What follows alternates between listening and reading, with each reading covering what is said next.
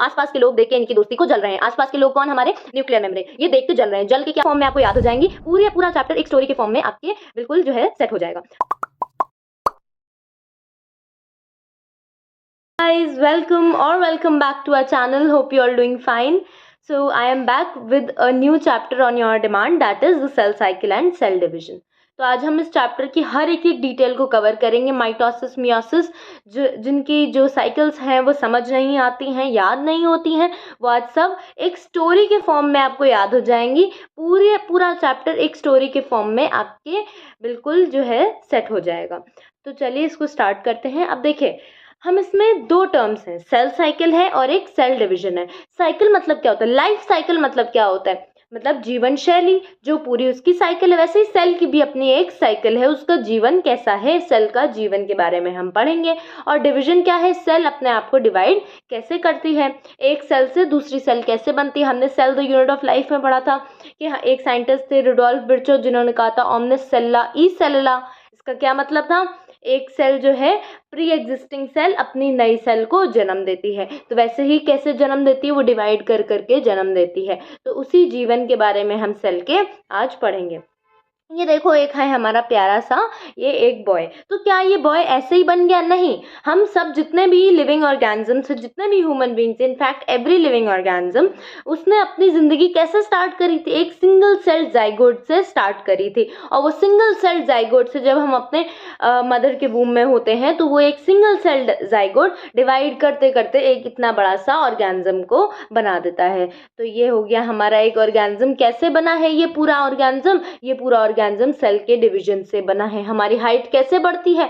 Cell divides करती रहती हैं। और प्लांट की हाइट कैसे बढ़ती है? जो उसके मेरिस्टेमेटिक टिश्यू होते हैं वहां पे क्या होता है? कंटिन्यूअस डिवीजन होता रहता है। हमारी हाइट तो एक टाइम के बाद रुक जाती है, पर प्लांट की नहीं रुकती, उसमें तो लाइफ टाइम कंटिन्यूअस डिवीजन होता रहता है।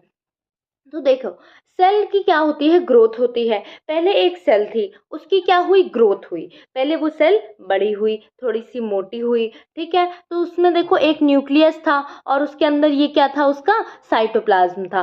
तो जो न्यूक्लियस है वो बड़ा होना स्टार्ट हुआ और जो साइटोप्लाज्म है और जो सेल का साइज है वो भी बड़ा होना स्टार्ट हुआ। तो जो वॉल्यूम ऑफ न्यूक्लियस है और वॉल्यूम ऑफ साइटोप्लाज्म है, nuclear is to cytoplasmic ratio जो है, न्यूक्लियस बड़ा हुआ, साइटोप्लाज्म में बड़ा हुआ। तो देखो, न्यूक्लियस जो है थोड़ा सा बड़ा हुआ है पर साइटोप्लाज्म बहुत ज्यादा बड़ा हो गया है। तो न्यूक्लियस मतलब हमने इसको न्यूमरेटर में रखा है। न्यूमरेटर की वैल्यू बड़ी होती है, डिनोमिनेटर की वैल्यू और ज्यादा बड़ी हो जाती है। तो क्या होता है? जितना बड़ा डिनोमिनेटर उतना छोटा फ्रैक्शन होता है। ये बात तो सबको पता है।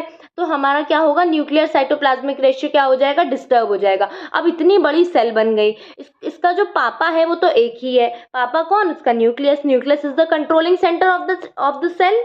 तो उसका पापा तो इतना छोटा सा है और सेल इतनी बड़ी है, तो ये इसको क्या कर रही? कंट्रोल नहीं कर पा रही है। अब जब ये न्यूक्लियस इस सेल को कंट्रोल नहीं कर पा रहा है तो nuclear is to cytoplasmic ratio जो है वो डिस्टर्ब हो गया है, वो डिक्रीज हो गया है। तो हम उसको क्या करेंगे? रिस्टोर करेंगे, क्योंकि हमारा रेशियो कैसा हो गया? डिक्रीज हो गया है और हमें इसको अपनी बॉडी में क्या करना है? रिस्टोर करना है। तो क्या करेगी? अगर एक टीचर है और वो पूरे क्लासरूम को संभाल रही हैं, मान लो 20 स्टूडेंट्स को 1 टीचर संभाल रही है और तुम 20 और ला के रख दो, अब वो संभाल ही नहीं पा रही है, तो क्या होगा? वो एक और टीचर को बुलाएंगी। तो क्या होगा? यहाँ पर रिप्रोडक्शन हो जाएगा। ये न्यूक्लियस जो था अब उसको संभाल नहीं पा रहा था। इस न्यूक्लियस ने कहा, इस सेल ने कहा, अब मुझे डिवाइड करने की सख्त जरूरत है। तो इसने अपने आप को क्या करा? डिवाइड कर दिया और ये 2 सेल में बट गया। 2 सेल के पास अपने 2 अलग अलग न्यूक्लियस होगा। छोटी क्लास, छोटा एक टीचर, फिर दूसरी छोटी क्लास, उसमें एक टीचर। 20 स्टूडेंट्स हैं और एक टीचर है। तो हमारा न्यूक्लियस साइटोप्लाज्मिक रेशियो क्या हो गया? फिर से रिस्टोर हो गया।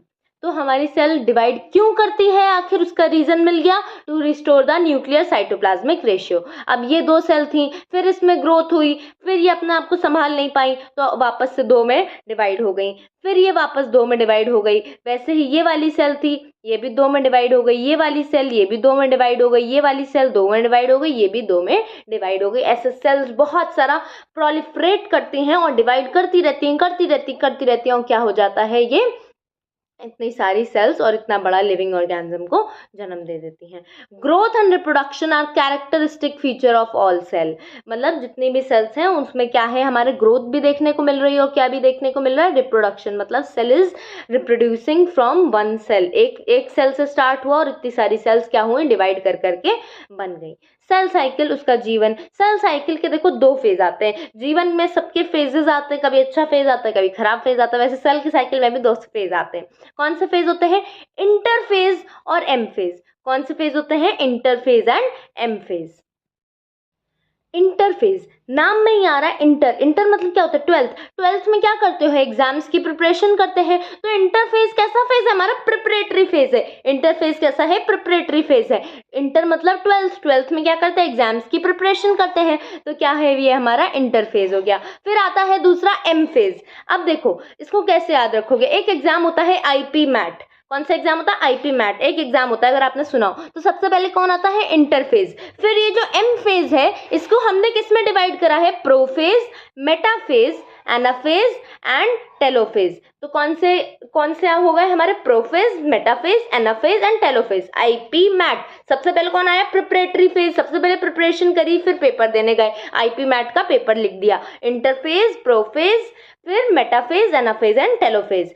तो हमारा ये जो प्रोफेज से लेकर टेलोफेज तक का जो पूरा फेज है इसी को हम पूरा एम फेज बोलते हैं। और ये बड़ा ही ड्रामेटिक फेज होता है। कैसा फेज होता है, ड्रामेटिक, बहुत ड्रामा होते हैं इस फेज में, बहुत ड्रामा होता है। जैसे सबकी जिंदगियों में ड्रामा से भरी होती है ना, वैसे इसकी जिंदगी भी एम फेज की लाइफ में ड्रामा से भरी होती है। ठीक है, फिर हम देखते हैं साइटोकाइनेसिस। देखो साइटोकाइनेसिस कब होता है, पहले टेलोफेज हुआ, उसके बाद क्या हो जाता है, साइटोकाइनेसिस हो जाता है।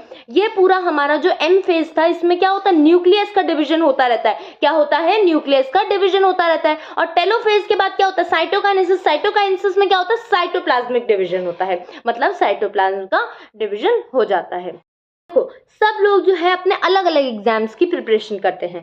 Different cell have different dividing capacity. किसी सेल के पास कोई कैपेसिटी होती है, किसी सेल के पास कोई कैपेसिटी होती है। कोई ज्यादा प्रोलिफरेट करती है, कोई कम प्रोलिफरेट करती है, कोई कम डिवाइड करती है, कोई ज्यादा डिवाइड करती है। तो हर सेल के पास अपनी अपनी डिवाइडिंग कैपेसिटीज हैं। जैसे हर बच्चा हर अलग अलग एग्जाम के लिए प्रिपेयर करता है, उसकी अपनी अलग जो है थिंकिंग है, अपना अलग IQ है, वैसे सेल का भी अपना सब कुछ अलग अलग है, डिफरेंट डिवाइडिंग कैपेसिटीज है। क्यों ऐसा है, because different genes are active in different cells. हर सेल में डिफरेंट जीन एक्टिव, वैसे ही हर बच्चे में भी डिफरेंट ब्रेन एक्टिव है। तो क्या होता है, सब में डिफरेंट डिवाइडिंग कैपेसिटीज होती हैं। समझ में आ गया, पूरा डेली लाइफ से रिलेट करके सब कुछ बिल्कुल याद हो जाएगा।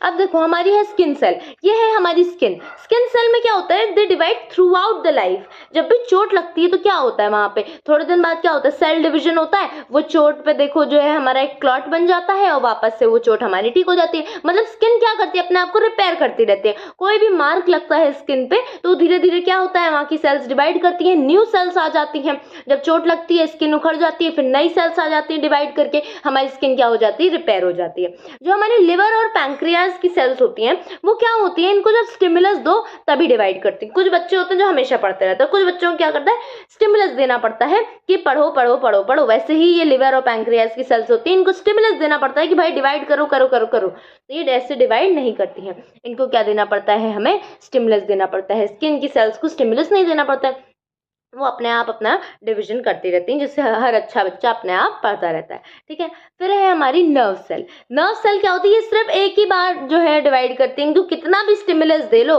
कुछ लोग होते हैं ना, कितना भी स्टिमुलस दे लो लेकिन हम नहीं सुनेंगे, हम नहीं सुधरेंगे, वैसे ही नर्व सेल है, they divide only once in the life time. Cell cycle जो है जेनेटिक कंट्रोल में होती है। अभी बताया कि different cells have different dividing capacities because different genes are active in those cells. तो जो सेल साइकिल है वो कैसी है, जेनेटिक कंट्रोल में है, जीन्स के कंट्रोल में। एक टिपिकल यूकैरियोटिक सेल जो होती है, मतलब वी आर ऑल यूकैरियोट्स, हमारी सेल्स 24 घंटे में एक बार डिवाइड करती हैं। हर दिन 24 घंटे में एक बार जरूर डिवाइड करती है सेल। यीस्ट की जो सेल होती है वो 90 मिनट में डिवाइड करती है, हमारी 24 घंटे में डिवाइड करती है, यीस्ट की सेल 90 मिनट में पूरी डिवाइड कर जाती है।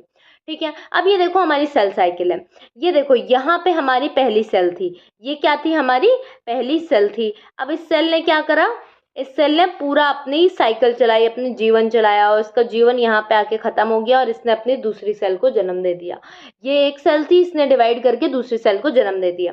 अब देखो हमारे दो फेज थे, इंटर फेज था, एम फेज था। इंटर मतलब 12th मतलब प्रिपरेटरी फेज, इंटर फेज कैसा था, प्रिपरेटरी फेज था। एग्जाम कितने घंटे का होता है, एग्जाम तो सिर्फ 2-3 घंटे का होता है। इंटर फेज लेकिन जब प्रिपरेशन करते हैं तो 2-3 साल तक करते हैं। तो इंटर फेज कैसा होता है, सबसे बड़ा फेज होता है। क्यों? क्योंकि इसमें प्रिपरेशन हो रही है, प्रिपरेशन के बाद ही तो एग्जाम लिखने जाओगे, तो इसमें प्रिपरेशन हो रही है। प्रिपरेशन सबसे बड़ा फेज है। कितने घंटे का है, 23 आवर्स का है। मतलब 24 आवर्स में सेल डिवाइड कर रही है, उसमें से सारा 95% ऑफ द टाइम तो कौन ले रहा है, हमारी प्रिपरेटरी फेज ले रही है। प्रिपरेटरी फेज कौन सी है, कितने आवर्स की है, 23 आवर्स की है। कौन सी है, इंटर फेज है। एम फेज जो कि हमारा पेपर है, मतलब यहाँ पे हम पेपर लिखने जा रहे हैं, तो वो कितने घंटे का होगा, सिर्फ 1 घंटे का। प्रिपरेशन इतनी लंबी और पेपर छोटा सा, ठीक है। More than 95% of the cell कौन ले लेता है, इंटरफेज ले लेता है। फिर हम देखते हैं इंटरफेज के भी कुछ पोर्शन होते हैं। जैसे हम लोग जब सब अपनी अपनी प्रिपरेशन करते हैं एग्जाम की, तो उसको फेजेस में बांट देते हैं। इतने मंथ्स तक, 3 मंथ्स तक हम ये सब्जेक्ट पढ़ेंगे, फिर चौथे मंथ से हम ये सब्जेक्ट पढ़ेंगे। ऐसे हम अपने फेजेस में बांटते हैं अपने प्रिपरेशन को। वैसे ही यहाँ पे भी इंटरफेज के 3 फेज हैं। कौन से हैं, G1 phase, S phase, G2 phase. G1, S और G2 फेज। और जो हमारा M फेज है उसके भी अपने अपने फेजेस है। पेपर को भी फेज में बांटते हो ना, कि जो है 1 घंटे में हम ये वाला सेक्शन सॉल्व करेंगे, दूसरे घंटे में दूसरा सेक्शन सॉल्व करेंगे, तीसरे घंटे में तीसरा सेक्शन सॉल्व करेंगे। तो वैसे ही यहाँ पे क्या है, सबसे पहले इंटरफेज आया, G1 phase, S phase, G2 phase. यहाँ तक हमारा क्या हुआ, इंटरफेज खत्म हो गया। यहाँ से क्या हुआ, एम फेज स्टार्ट हुआ। एम फेज के कौन कौन से थे, आईपी मैट, याद है ना। तो इंटरफेज तो खत्म हो गया, कौन बचा, पी मैट। पी मैट में कौन, प्रोफेज, मेटाफेज, एनाफेज, टेलोफेज। फिर क्या हो जाता था, साइटोकाइनेसिस हो जाता था। यहाँ तक क्या चल रहा था हमारा, कैरियोकाइनेसिस। कैरियो मतलब क्या होता है, न्यूक्लियस, न्यूक्लियस का डिवीजन। फिर हमारा क्या हो जाता था, साइटोकाइनेसिस हो जाते थे। एक फेज और होता है जिसको हम बोलते हैं G0 फेज। ये बड़ा इंटरेस्टिंग फेज होता है। ये हमारा, ऐसे तो नहीं कहेंगे कि ये इंटरफेज का पार्ट है, लेकिन हाँ ये एक ऐसा फेज है जहाँ पे सेल अगर चली जाती है तो वो कभी भी डिवाइड नहीं करती है। जैसे हमारी नर्व सेल, जिसको मैंने कहा वो ऐसा बच्चा है जो कितने भी स्टिमुलस दे दो नहीं पढ़ता है, तो वैसे ही ये G0 फेज में चली जाती हैं ये जो नर्व सेल्स होती हैं, और ये कभी भी डिवाइड नहीं करती हैं, ठीक है। फिर हम देखते हैं जो ये इंटरफेज होता है ना, ये 2 एम फेज के बीच का एक सक्सेसिव जो है पोर्शन होता है। मतलब पहला एम फेज हुआ, फिर इंटरफेज हुआ, फिर एम फेज हुआ, फिर इंटरफेज हुआ। तो क्या है, इंटरफेज, दोनों एम फेज के बीच का जो पोर्शन होता है उसको हम क्या बोलते हैं, interphase. So the phase between 2 successive M phase is known as interphase, ठीक है। ये एमसीक्यू में आपसे पूछा जा सकता है। अब देखो, जो हमारा G1 फेज था, S फेज था और G2 फेज था। ये जो हमारा M फेज आया था, इसके बाद कौन सा फेज आता है, G1 फेज आता है। M फेज हुआ, फिर इंटरफेज आया। यहाँ पे देखो, M फेज हुआ, फिर इंटरफेज आया। तो देखो M फेज के बाद इंटरफेज का कौन सा पहला फेज आया, G1 फेज। इंटरफेज का कौन सी पहली स्टेज आई, G1 की स्टेज आई। तो M फेज के बाद G1 आई, तो पोस्ट माइटोटिक फेज बोलोगे। पोस्ट मतलब क्या होता है, किसी के बाद। तो M फेज के बाद वाली फेज को क्या बोलोगे, पोस्ट माइटोटिक फेज। फिर G1 के बाद क्या हुआ, S फेज आया। S के बाद क्या हुआ, G2 फेज आया। तो हमारा जब G2 फेज आया, G2 के बाद क्या आया, M फेज आया। तो G2 के बाद M फेज आ रहा है, तो G2 को क्या बोलेंगे, प्री माइटोटिक फेज। माइटोसिस से पहली वाली फेज को क्या बोलेंगे, G2 फेज। और माइटोसिस से बाद वाली फेज को क्या बोलेंगे हम, पोस्ट माइटोटिक फेज। पोस्ट मतलब बाद में, प्री मतलब पहले। अब इसको बहुत ध्यान रखना, G1 को जो है हम पोस्ट बोलते हैं और G2 को हम प्री माइटोटिक फेज बोलते हैं, क्योंकि M फेज के बाद ही इंटर फेज आता है। इसमें बहुत क्वेश्चंस आते हैं और सब लोग क्या करते हैं, G2 फेज को पोस्ट माइटोटिक फेज लिख देते हैं, जबकि G2 फेज हमारी प्री माइटोटिक फेज होती है। याद रखना, 2 बाद में आता है, लेकिन इसके साथ क्या आएगा, प्री। 1 के बाद 2 आता है, पर 2 वाले फेज को क्या बोलते हैं, प्री माइटोटिक फेज, उल्टा होता है। अपने इंटरफेज को देखते हैं। इंटरफेज हमारा कौन सा फेज था, प्रिपरेटरी फेज था। 12th वाला फेज कौन सा, प्रिपरेटरी फेज। इंटरफेज का पहला phase G1 phase. G1 phase को हम गैप फेज भी बोलते हैं। गैप लिया ना एग्जाम के लिए, तो गैप फेज को क्या बोला हमने, G1 फेज। इसको हम ग्रोथ फेज भी बोलते हैं। गैप में क्या होती है, ग्रोथ होती है ना। गैप में सबकी क्या होती है, ग्रोथ होती है। गैप लेता है इंसान पढ़ने के लिए, और उसमें क्या होती है, उस इंसान की ग्रोथ होती है। तो वैसे ही क्या होता है, इसका गैप फेज चल रहा होता है, तो गैप फेज में क्या होती है, इसकी ग्रोथ होती रहती है। इसकी ग्रोथ कैसी होती है, इसकी सेल ग्रोथ होती है, इसकी साइटोप्लाज्म की ग्रोथ होती है, सेल भी ग्रो करता है, साइटोप्लाज्म भी ग्रो करता है इसका, और वो क्या होता है, इसका न्यूक्लियस ग्रो करता है। Duplication of maximum cell organelle, सारी सेल ऑर्गेनेली क्या हो जाती है, डुप्लीकेट हो जाती है। क्यों डुप्लीकेट हुई, क्योंकि अब हमें सेल डिवीजन करना है, तो जो दूसरी वाली सेल बनेगी, एक सेल से डिवाइड होकर जो दूसरी सेल बनेगी, उसको भी तो एक ऑर्गेनेली की जरूरत होगी, उसको भी तो न्यूक्लियस की जरूरत होगी, इसलिए दो न्यूक्लियस बना लेता है, एक अपने लिए एक दूसरे के लिए, ठीक है। फिर आरएनए और प्रोटीन का सिंथेसिस होता है। आरएनए और प्रोटीन का क्या होता है, सिंथेसिस होता है। Very important point that the decision of the cell cycle is taken in the G one phase. पहले गैप ईयर में इंसान क्या करता है, वो सोचता है कि ठीक है अब मुझे ये वाले पेपर की तैयारी करनी है, तो डिसीजन कौन कब लेते हो, जीवन फेज में लेते हो। कौन से फेज में लेते हैं, जीवन फेज में डिसीजन लेते हैं कि सेल साइकिल में एंटर करना है। जीवन फेज में या तो ये डिसीजन ले लो कि रेस्टिंग फेज में जाना है। रेस्टिंग फेज कौन सा, हमारा जी नॉट वाला, क्विसेंट स्टेज भी बोलते हैं जी नॉट स्टेज को। वहां पे क्या होता है, कोई सेल साइकिल नहीं होती है, वहां पे सेल मेटाबॉलिकली तो एक्टिव होती है पर कोई भी काम नहीं कर रही होती है। तो यहाँ पे decision of the cell cycle is taken in the G one phase. फिर आता है हमारा सिंथेसिस फेज। सिंथेसिस फेज में क्या होता है, बहुत सारे प्रोडक्ट्स का जो है डीएनए का इनफैक्ट सिंथेसिस कराता है। डीएनए के साथ क्या होता है, हमारा हिस्टोन प्रोटीन का सिंथेसिस होता है। हम जानते हैं डीएनए को रैप करने के लिए कौन सा प्रोटीन चाहिए होता है, हिस्टोन प्रोटीन चाहिए होता है। Our DNA is wrapped with a histone octamer। तो डीएनए सिंथेसिस के लिए कौन सा चाहिए होता है, हिस्टोन प्रोटीन चाहिए होता है। तो डीएनए का सिंथेसिस तो होगा ही होगा, हिस्टोन प्रोटीन का भी तो सिंथेसिस कराओगे, फिर सेंट्रियोल का डिप्लोकेशन हो जाएगा। देखो एस फेज को सिंथेसिस फेज बोलते हैं, इसीलिए यहाँ पे देखो डीएनए सिंथेसिस हो रहा है, हिस्टोन प्रोटीन सिंथेसिस हो रहा है। Very very very important, S phase में डीएनए का सिंथेसिस होता है। सेंट्रियोल का क्या होता है, डुप्लीकेशन होता है। जो सेंट्रियोल या फिर सेंट्रोजोम होते हैं उनका क्या होता है, डुप्लीकेशन होता है। देखो सेंट्रियोल और सेंट्रोजोम में कंफ्यूज मत होना, सेल में भी पढ़ाया है। सेंट्रियोल को परपेंडिकुलर एंगल्स पे रख दो तो क्या बन जाता है, सेंट्रोजोम बन जाता है। उसमें क्या होती है, एस्ट्रल रेज होती है। ये देखो एस्ट्रल रेज होती है, अमॉर्फस होती है, ठीक है। Takes place in the cytoplasm. ये जो सेंट्रियोल डुप्लीकेशन है कहाँ पर होगा, साइटोप्लाज्म में तो होगा, क्योंकि centriole is present in the cytoplasm, centrosome is present in the cytoplasm.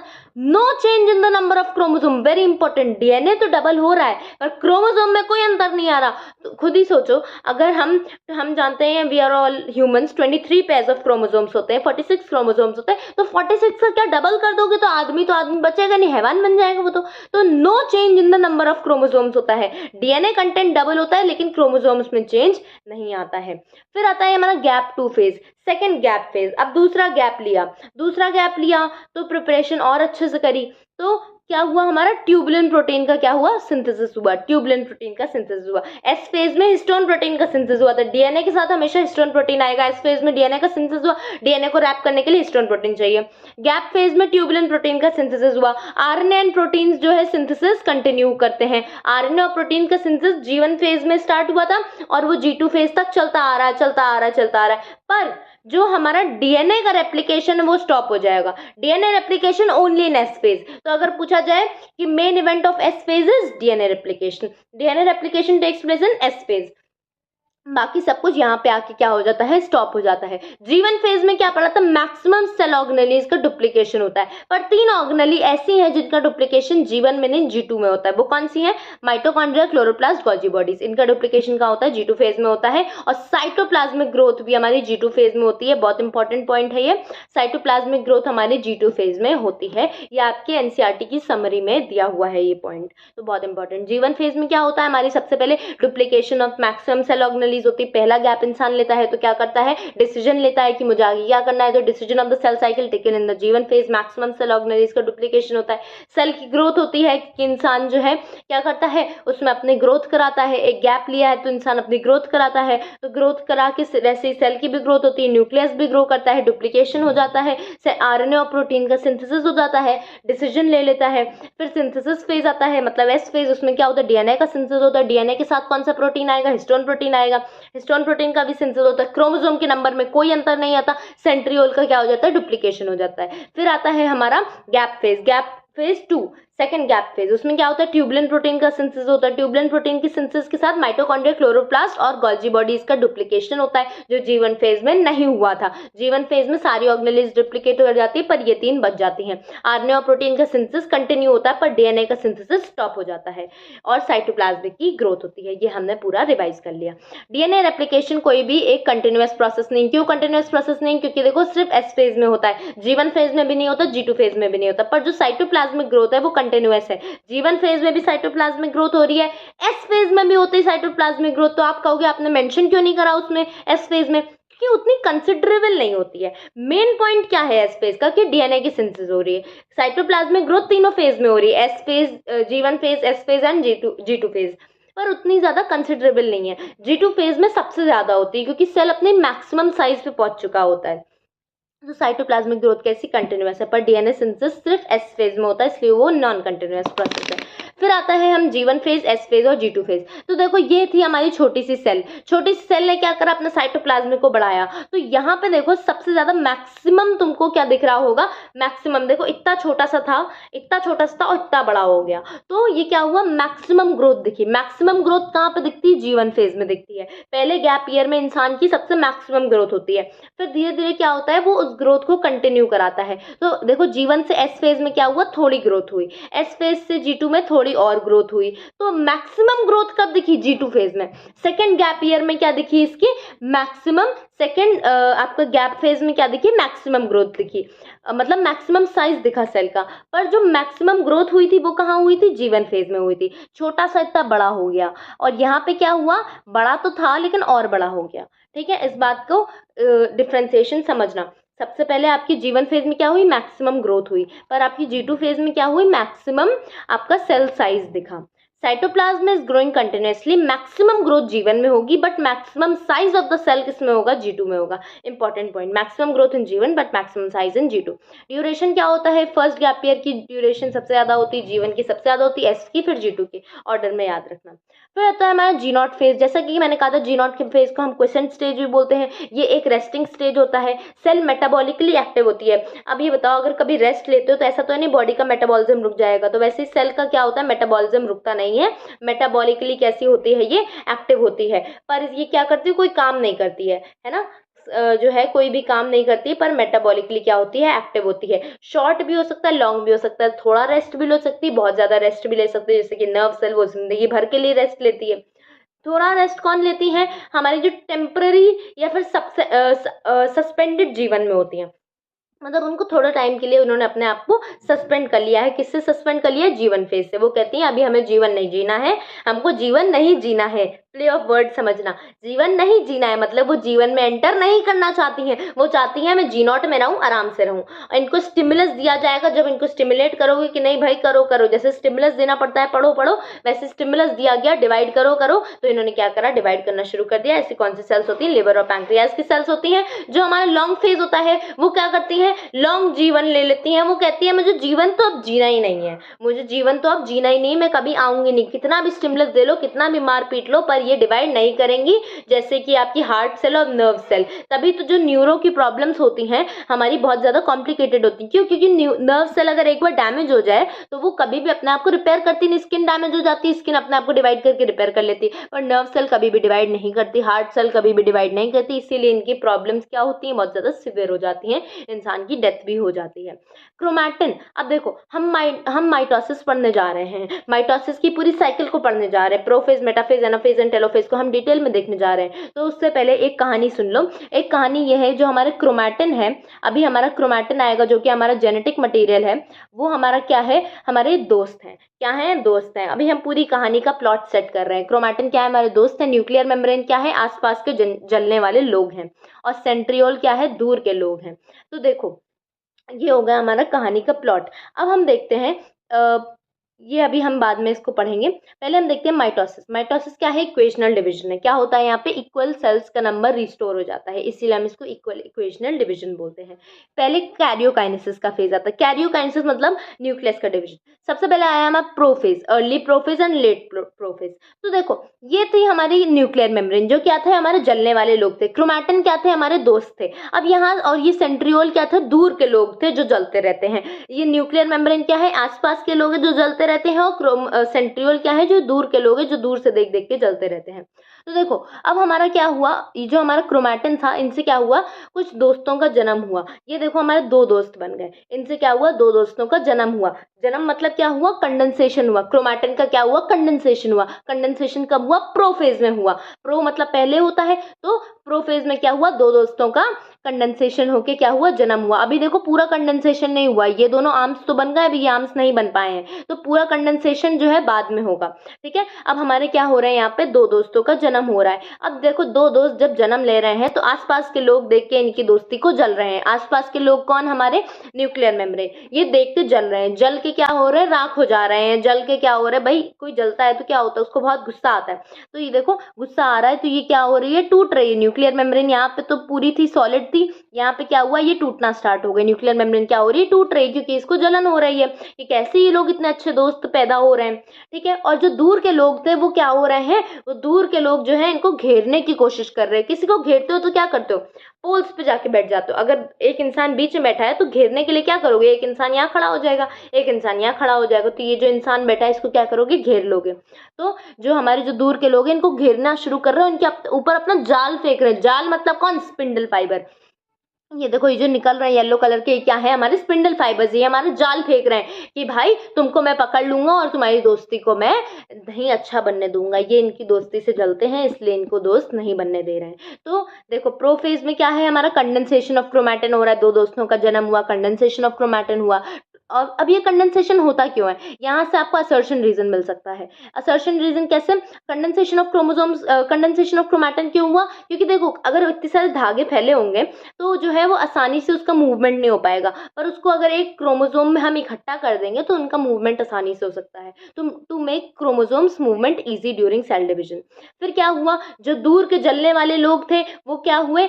दोनों पोल्स पे जाके जा रहे हैं। जो दूर के जलने वाले लोग थे वो उनको घेरने की कोशिश कर रहे हैं, उनके पोल्स पे बैठना चाह रहे हैं, जिससे कि हम उन दोस्तों को दोस्त ना बनने दें। ठीक है, फिर हमारा जो न्यूक्लियर मेम्ब्रेन, जो आसपास के जलने वाले लोग हैं वो क्या हो रहे हैं? वो जल के राख हो जा रहे हैं, वो जल के टूटते चले जा रहे हैं, वो डिसइंटीग्रेट हो रहे हैं। टू फैसिलिटेट, अब देखो यहाँ से भी असर्शन रीजन मिलेगा। डिसइंटीग्रेट क्यों होती है nuclear membrane? To facilitate the spindle fibre joining to the centromere.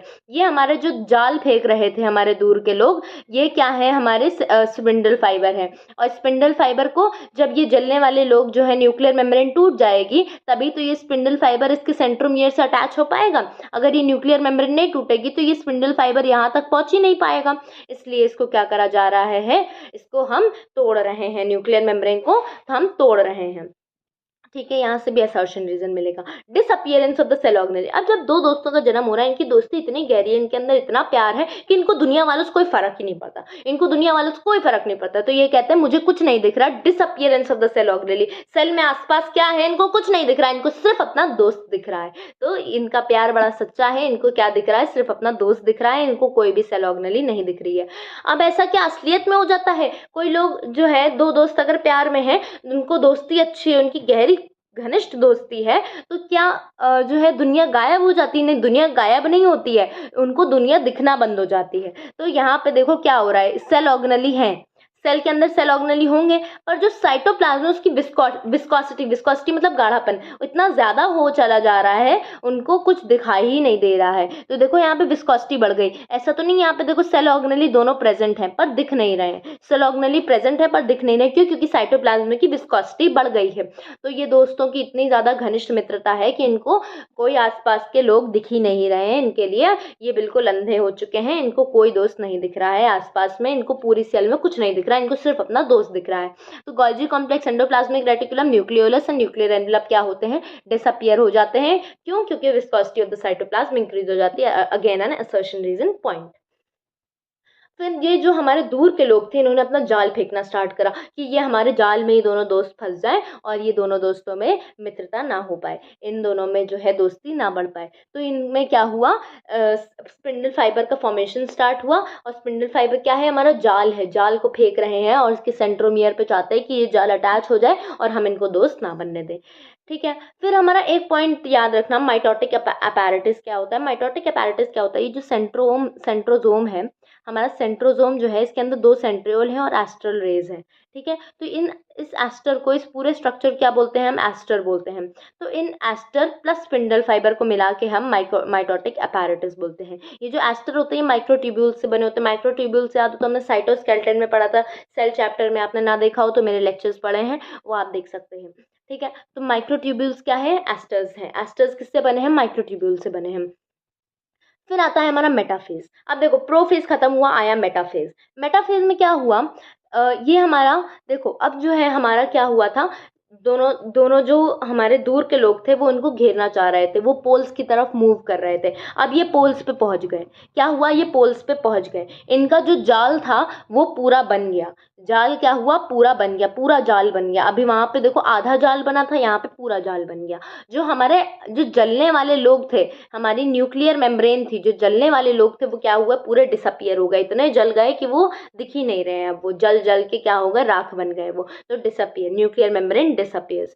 क्यों डिसअपियर हुई, जिससे ये स्पिंडल फाइबर जो है आराम से जाके इस पे अटैच हो पाए। अब जो है इन्होंने क्या करा, अब इन दोनों दोस्तों का फॉर्मेशन हो चुका है। वहां पे तो अभी दोस्त पूरे नहीं बने थे, क्रोमैटिन कंडेंसेशन पूरा नहीं हुआ था, स्टार्ट हुआ था। मेटाफेज में क्रोमैटिन कंडेंसेशन कंप्लीट हो जाता है। जो दोनों दूर के लोग थे जलने वाले, वो दोनों ऑपोजिट पोल से पहुंच जाते हैं, मतलब centrioles reach the opposite poles. Spindle fibre formation, जो इनका जाल है जिसमें ये फंसाना चाहते हैं दोनों दोस्तों को, वो क्या हो जाता है, वो जाल हमारा कंप्लीट हो जाता है। और क्या होता है, वो जाल इनसे अटैच भी हो जाता है। जो दोनों दोस्त हैं इनके पास ये दोनों स्ट्रक्चर्स हैं, काइनेटोकोर। किसी को पकड़ना हो तो क्या करते हो, एक हुक, रस्सी में एक हुक फंसाओ, ऐसे पकड़ लो। तो वैसे क्या हुआ, इन्होंने क्या करा, रस्सी में अपने स्पिंडल फाइबर को, इनको काइनेटोकोर से अटैच कर दिया। अब इन दोनों दोस्तों को इन्होंने जकड़ लिया है, इन्होंने अपने जाल में फंसा लिया है। पर अभी भी इनकी दोस्ती बड़ी गहरी है। कहते हैं मैं किसी के जाल में नहीं आऊंगा, मैं अपनी दोस्ती को निभाऊंगा। पर इनको अपने जाल में फंसा लिया गया है, ये अभी ये बात नहीं जानते हैं। तो क्या हुआ, complete disintegration of nuclear membrane, जलने वाले लोग का डिसइंटीग्रेशन हो गया। कंडेंसेशन ऑफ क्रोमोसोम्स, दोनों दोस्तों का क्या हुआ, फॉर्मेशन हो चुका है। कंप्लीट स्पिंडल फाइबर फॉर्मेशन हो चुका है। सब में देखो मेटाफेज में सब कुछ आगे कंप्लीट हो जाता है। मेटाफेज में क्या होता है, कंप्लीट हो जाता है। कंप्लीट स्पिंडल फाइबर का फॉर्मेशन हो चुका है। कंप्लीट मूवमेंट ऑफ सेंट्रियोल्स हो चुके हैं, मतलब जो दूर के जलने वाले लोग थे वो पोल्स पे घेर चुके हैं इनको। क्रोमोसोम्स का क्या हो चुका है, अलाइनमेंट हो चुका है। कहाँ पे हो चुका है, इक्वेटर पे हो चुका है। मेटाफेजिक प्लेट बन चुकी है। ये देखो, ये है हमारी मेटाफेजिक प्लेट। यहाँ पे क्या हुआ, इक्वेटर पे क्या हुआ, इनका अलाइनमेंट हो चुका है।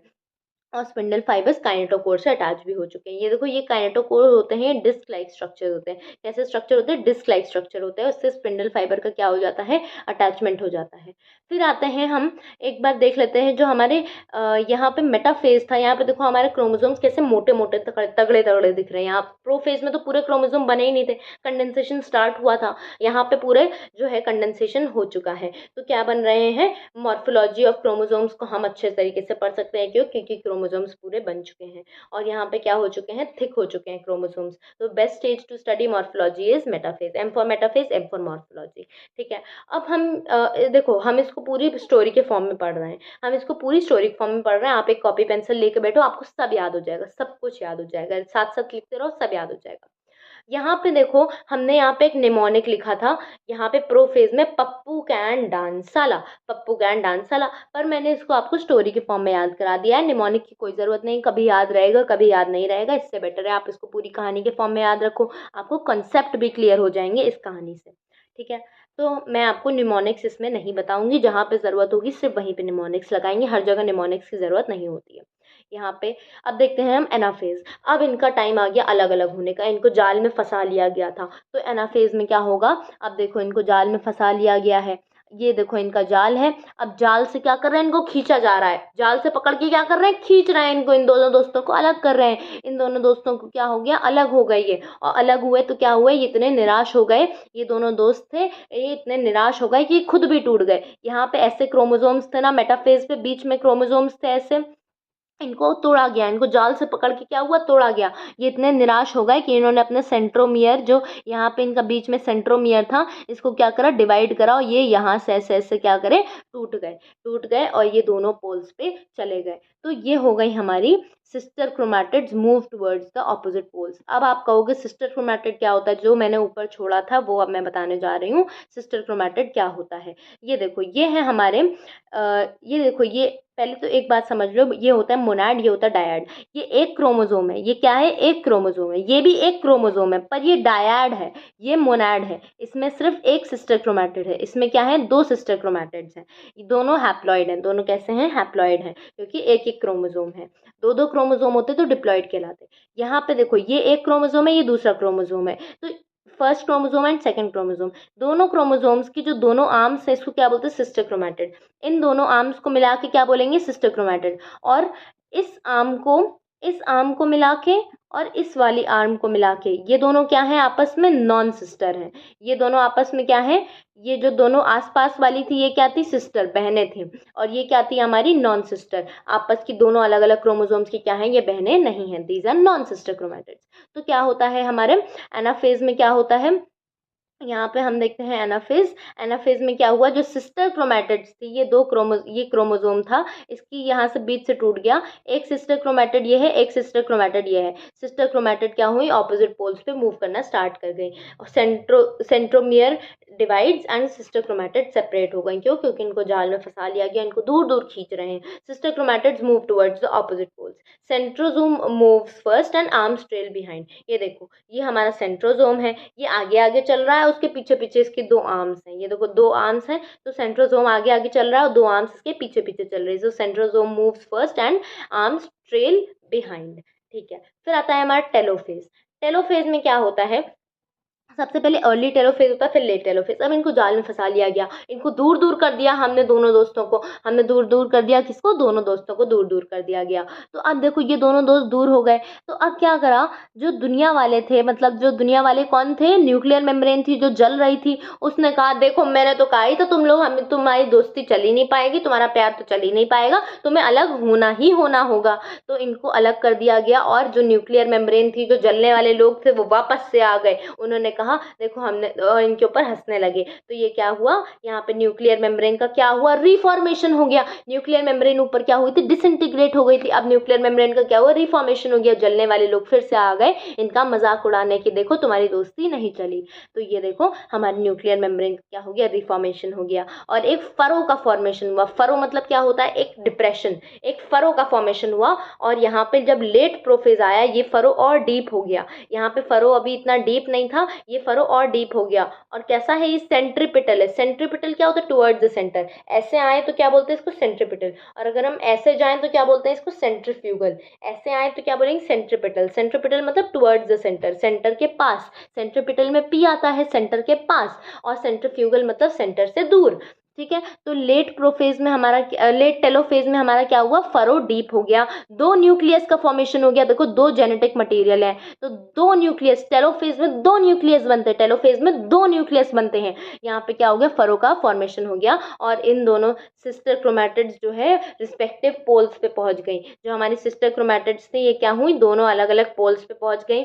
इनका क्या हुआ, फरो डीप हो गया, फरो का फॉर्मेशन हो गया। और अब ये दोस्त इतने हताश और निराश हो गए कि इन्होंने कहा अब हमारी कोई आइडेंटिटी नहीं है, हमारी दोस्ती टूट चुकी है, हमारे बीच में अब प्यार नहीं रहा, क्योंकि दुनिया वालों ने इनको अलग कर दिया, इनको जाल में फंसा लिया, ये फंस गए, इनकी दोस्ती तबाह हो गई है। तो अब क्या हुआ, इनकी कोई आइडेंटिटी नहीं है, इसलिए ये क्या हुए, डीकंडेंस हो गए वापस से। दोनों दोस्तों का फॉर्मेशन हुआ था प्रोफेज में, प्रोफेज में फॉर्मेशन स्टार्ट हुआ था, कंप्लीट मेटाफेज में हुआ था। और टेलोफेज में क्या हुआ, वापस से क्रोमैटिन बन गया। जो प्रोफेज में पहले प्रेजेंट था, वो वापस से क्या हुआ, हमारा क्रोमैटिन बन चुका है, क्योंकि इनकी आइडेंटिटी अब लॉस्ट हो चुकी है, इनके पास अपनी कोई आइडेंटिटी नहीं है। Sister chromatids reach the opposite poles, chromosomes lose their identity and decondense to form chromatin, nucleolus, nuclear membrane, endoplasmic reticulum, Golgi bodies reappear. जो दुनिया इनके लिए डिसअपियर हो गई थी, वो दुनिया वापस से आ गई। इन्होंने देखा, ये देखो, दुनिया तो अब हमारी मजाक बना रही है, कि हमारी दोस्ती नहीं चल पाई।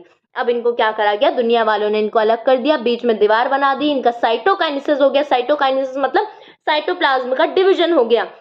दुनिया वालों ने इनके बीच में दीवार बना दी और दो अलग अलग सेल्स का फॉर्मेशन हो गया। यही तो मोटिव था हमारे सेल डिवीजन का कि एक सेल से दो सेल्स बन जाए। अब हमारी दो सेल बन चुकी हैं, इसके पास क्या है, दो अलग अलग न्यूक्लियस हैं। ये हो गई हमारी डिस्टिंक्ट बाउंड्रीज फॉर्म। ये देखो दो अलग अलग बाउंड्रीज फॉर्म हो गई, साइटोप्लाज्म डिवाइड हो गया और two daughter cells are formed. Cytokinesis अभी जो हमने पढ़ा फरो फॉर्मेशन में, वो एनिमल्स में होता है। प्लांट्स में क्या होता है, हमारे सेल प्लेट का फॉर्मेशन होता है। सेल प्लेट को हम फ्रैग्मोप्लास्ट भी बोलते हैं। तो ये देखो ये हमारा है प्लांट सेल है ना। प्लांट सेल के पास अपनी एक सेल वॉल है। तो ये देखो प्लांट सेल के अंदर क्या है, ये क्रोमैटिन है। अब जो हमने कहा था फरो में क्या होता है, सेंट्रीपिटल ग्रोथ होती है, मतलब टुवर्ड्स द सेंटर। जो हमारा जो सेल प्लेट फॉर्मेशन होता है उसमें सेंट्रीफ्यूगल ग्रोथ होती है। यहाँ से स्टार्ट हुआ और ये देखो दूर जा रहा है, सेंटर से दूर क्या हो रहा है, डिपोजिशन हो रहा है मटेरियल्स का। सारे मटेरियल्स क्या हो रहे हैं, सेंटर से ऐसे ऐसे दूर दूर डिपॉजिट हो रहे हैं। तो क्या हो रहा है, इनकी सेल प्लेट का फॉर्मेशन हो रहा है, फ्रैग्मोप्लास्ट का फॉर्मेशन हो रहा है। और ये देखो दो अलग अलग सेल्स बन गई, ये टूट गया और दो अलग सेल्स में डिवाइड हो गई। Spindle fibre Golgi body cell plate, spindle fibre Golgi bodies का डिपोजिशन हुआ तो क्या हुआ, सेल प्लेट बना। सेल प्लेट को फ्रैग्मोप्लास्ट बोलते हैं। इसी को आगे जाके हम मिडल लैमेला भी बोलते हैं। अगर नहीं पता हो तो हमने इसको मॉर्फोलॉजी में इसकी बात करी है, आप पढ़ सकते हो। Later forms middle lamella. Cytokinesis अगर एब्सेंट हो, मान लो अगर दो सेल का फॉर्मेशन हो ही ना, टेलोफेज पे आके बात रुक जाए, साइटोकाइनेसिस हो ही ना पाए, तो क्या होता है, मल्टी न्यूक्लिएटेड कंडीशन बन जाती है। ये देखो मल्टी न्यूक्लिएटेड था, ये देखो एक ही सेल में क्या है, अरे यहाँ पे एक ही सेल में क्या है, ये मल्टी न्यूक्लिएटेड है। दो न्यूक्लियस हैं एक सेल में, तो एक ही सेल में क्या हो जाता है, दो न्यूक्लियस का फॉर्मेशन हो जाता है। Example liquid endosperm of coconut, जो हम पीते हैं, जो नारियल पानी जो पीते हैं, लिक्विड एंडोस्पर्म, उसमें क्या होता है, सिंसाइटियम होता है। सिंसाइटियम मतलब मल्टी न्यूक्लिएटेड कंडीशन होती है। तो साइटोकाइनेसिस जो है हमारी प्लांट्स में कैसी होती है, सेंट्रीफ्यूगल होती है, अवे फ्रॉम द सेंटर होती है। एनिमल्स में कैसी होती है, टुवर्ड्स द सेंटर होती है और फरो फॉर्मेशन से होती है। तो ये हो गई हमारी माइटोसिस की बात। माइटोसिस हमारी बॉडी में क्यों होता है, हमने स्टार्टिंग में ही बात करी थी। एक बच्चा है, उसकी हाइट बढ़ानी है तो क्या होगा, माइटोसिस होगा उसकी बॉडी में, तभी तो उसकी हाइट बढ़ेगी। रिपेयर एंड रीजनरेशन कराता है, स्किन में चोट लग जाए तो क्या होता है, रीजनरेशन हो जाता है स्किन का उसके पोर्शन में। माइटोसिस कहाँ पे होती है, सिर्फ और सिर्फ डिप्लॉइड सेल्स में होती है। ये बहुत इंपॉर्टेंट है। Mitosis takes place in only and only diploid cells. Mitosis takes place in only and only diploid cells. Maintains the nuclear cytoplasmic ratio, starting में बात कर ली है। एसेक्सुअल रिप्रोडक्शन भी कराती है कुछ ऑर्गेनिजम्स में, अगर आपको याद हो बायोलॉजिकल क्लासिफिकेशन पढ़ा है, अमीबा हो गए, पैरामीशियम हो गए, माइक्रो ऑर्गेनिजम्स हो गए। ये क्या करते हैं, अपने सेल डिवीजन ही से ही क्या करते हैं, अपना रिप्रोडक्शन भी करते हैं। इनके में एसेक्सुअल रिप्रोडक्शन होता है, तो इनके सेल डिवीजन से ही इनका रिप्रोडक्शन होता है। एक सेल से दूसरी सेल, दूसरी सेल से तीसरी सेल, ऐसे बहुत सारी सेल्स क्या होती हैं, इनकी बनती जाती हैं और इनका क्या हो जाता है, रिप्रोडक्शन हो जाता है। तो एसेक्सुअल रिप्रोडक्शन भी किससे होता है, माइटोसिस से हो जाता है। जेनेटिक स्टेबिलिटी प्रोवाइड करता है। अब मैंने कहा कि mitosis only and only diploid sales में होता है, पर कुछ सोशल इंसेक्ट्स हैं जिसमें हैप्लॉइड सेल्स में भी माइटोसिस देखने को मिलता है। ठीक है, ये हो गई हमारी माइटोसिस की बात। So here ends our first part of this chapter, that is mitosis. अब हम आते हैं अपने सेकंड पार्ट पे, दैट इज मियोसिस। अब हमने माइटोसिस पढ़ लिया, अब मियोसिस पे देखते हैं। अब हमारा मियोसिस आखिर होता क्या है, पहले देखो हमारी जो सेल है उसमें क्या है, दो क्रोमोसोम्स हैं। इंटरफेज में क्या होता है, जीवन से एस फेज में। माइटोसिस अगर आपको समझ में आ गया तो मियोसिस बहुत आसानी से समझ में आ जाएगा, बिल्कुल कॉम्प्लिकेटेड नहीं है। देखो इंटरफेज में क्या होता है, जीवन से एस फेज में जाता है। इंटरफेज में क्या होता है, जीवन से एस फेज में जाता है। तो अब आफ्टर G2, अब देखो जीवन से एस फेज में गया, एस के बाद किस में आएगा, G2 फेज में आएगा। तो इस क्रोमोसोम का क्या हो गया, डबल हो गया। 2n 4c, 2n मतलब दो क्रोमोसोम्स और 4c मतलब चार जेनेटिक मटेरियल। देखो कैसे चार हुए, एक जेनेटिक मटेरियल इसमें, एक जेनेटिक मटेरियल इसमें, एक जेनेटिक मटेरियल इसमें, एक जेनेटिक मटेरियल इसमें, चार जेनेटिक मटेरियल हो गए, दो क्रोमोसोम्स हो गए। ठीक है, अब इसमें मियोसिस 1 होगा। मियोसिस को हमने दो पार्ट्स में डिवाइड कर रखा है, meiosis 1, meiosis 2, meiosis 1 and meiosis 2। तो मियोसिस 1 में क्या हुआ, डॉटर सेल्स जो हैं वो दो फॉर्म हो गई। देखो मियोसिस 1 को हम रिडक्शनल डिवीजन बोलते हैं, माइटोसिस को इक्वेशनल डिवीजन बोलते थे, इक्वल नंबर ऑफ सेल्स होती थी। मियोसिस को हम रिडक्शनल डिवीजन बोलते हैं। एक सेल था यहाँ पे, उसमें से क्या हुआ, यहाँ पे दो सेल का फॉर्मेशन हो गया, एक क्रोमोसोम इसके पास चला गया, दूसरा क्रोमोसोम इसके पास चला गया। तो ये क्या हो गया, हमारा रिडक्शनल डिवीजन हो गया। एक क्रोमोसोम है, दो जेनेटिक मटेरियल है, एक क्रोमोसोम है, दो जेनेटिक मटेरियल। दो कैसे, ये देखो दो जेनेटिक मटेरियल, एक इसमें एक इसमें, two strands of genetic material है। मियोसिस 2 को हम इक्वेशनल डिवीजन बोलते हैं। मियोसिस 2 तो बहुत ही आसान है, meiosis 2 is just like mitosis. थोड़े से अंतर होते हैं, but it is just like mitosis, कोई अंतर नहीं होता, बहुत थोड़े थोड़े से अंतर होते हैं। माइटोसिस 2 में क्या हुआ, 4 हैप्लॉइड सेल्स का फॉर्मेशन हो गया। शुरुआत कहाँ से हुई थी, डिप्लॉइड सेल्स में हुई थी, बन क्या गए, हैप्लॉइड सेल्स बन गए। तो ये क्या होगा हमारा, एक इसमें चला गया। अब देखो ये था, एक हमारा रेड और व्हाइट वाले थे, पहले रेड और व्हाइट वाले थे, तो देखो व्हाइट वाला इसमें, रेड वाला इसमें आ गया, व्हाइट वाला इसमें आ गया, इसमें व्हाइट वाला आ गया, इसमें रेड वाला आ गया। तो क्या हुए, हमारे क्रोमोसोम्स का सेपरेशन हो गया और 4 हैप्लॉइड सेल्स बन गई। ये कैसी थी, हमारी डिप्लॉइड थी। ये वाली कैसी हो गई, हमारी हैप्लॉइड हो गई। मियोसिस को रिडक्शनल डिवीजन बोलते हैं, सिर्फ और सिर्फ डिप्लॉइड सेल्स में होता है। मियोसिस 1 होता है, मियोसिस 2 होता है। मियोसिस 1 के भी वही फेजेस होते हैं, prophase, metaphase, anaphase, telophase and cytokinesis. पर जो प्रोफेज होता है मियोसिस 1 का, वो बहुत ज्यादा कॉम्प्लिकेटेड और आपका इलेबोरेट होता है। बिल्कुल चिंता मत करना, कॉम्प्लिकेटेड खाली कहने के लिए होता है, असलियत में जब बॉडी में हो रहा होता है, अभी समझोगे तो सब याद हो जाएगा। हमारा प्रोफेज कैसा होता है, कॉम्प्लिकेटेड और इलेबोरेट होता है माइटोसिस से। हमारे मियोसिस 1 का प्रोफेज कैसा होता है, कॉम्प्लिकेटेड और इलेबोरेट होता है माइटोसिस से। ठीक है, और फिर हमारा meiosis 2 is known as equational division. Meiosis 2 is known as equational division, meiosis 1 is known as reductional division. इसीलिए हम मियोसिस को रिडक्शनल डिवीजन बोलते हैं, क्योंकि इसमें मियोसिस 1 का बहुत ज़्यादा मेजर रोल होता है, उसमें क्या होता है, रिडक्शन होता है क्रोमोसोम के नंबर में। ठीक है, तो prophase, metaphase, anaphase and telophase. Prophase के 4 फेजेस होते हैं, leptotene, zygotene, pachytene, diplotene and diakinesis. Leptotene, zygotene, pachytene, diplotene and diakinesis. फिर से बोलो, leptotene, zygotene, pachytene, diplotene and diakinesis, याद हो जाएगा। ठीक है, फिर आते हैं मियोसिस 1 पे। मियोसिस 1 में क्या होता है, लेप्टोटीन, जाइगोटीन, ये कैसे होते हैं, शॉर्ट फेज होते हैं। कैसे शॉर्ट, मतलब बहुत ज्यादा ड्यूरेशन के नहीं होते हैं। जो हमारा पेकाइटीन होता है, ये लॉन्ग फेज होता है, ये थोड़ा ज्यादा टाइम लेता है। डिप्लोटीन और डाइकेंसिस 2 फेज और है। अब हम आते हैं हमारे सबसे पहले लेप्टोटीन पे।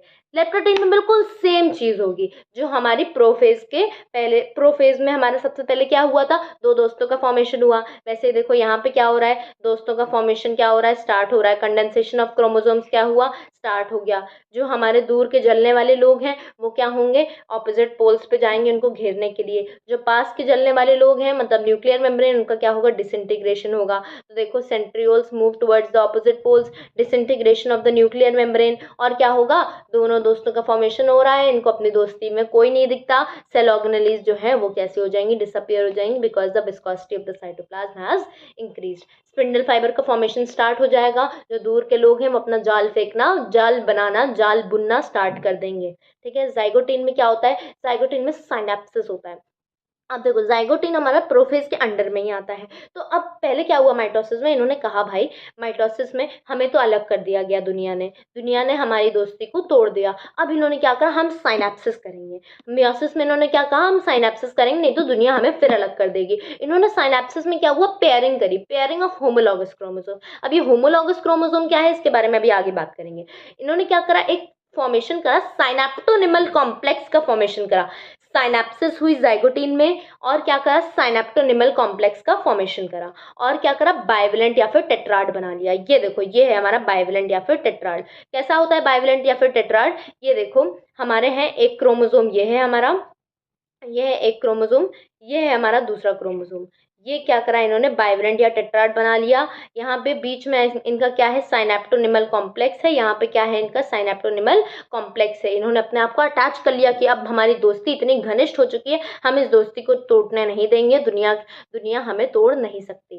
ठीक है, इन्होंने क्या करा, साइनेप्टोनिमल कॉम्प्लेक्स का फॉर्मेशन कर लिया और बाइवेलेंट या फिर टेट्राड बना लिया। बाइवेलेंट टेट्राड एक ही बात होती है। बाइवेलेंट क्यों बोलते हैं, क्योंकि इसमें 2 क्रोमोसोम है, एक क्रोमोसोम दूसरा क्रोमोसोम। टेट्राड क्यों बोलते हैं, क्योंकि इसकी सिस्टर क्रोमैटिड्स देखो कितनी है, 1 2 3 4, इसलिए इसको टेट्राड बोलते हैं। कुछ भी बोल सकते हैं, बाइवेलेंट बोलो या फिर टेट्राड बोलो।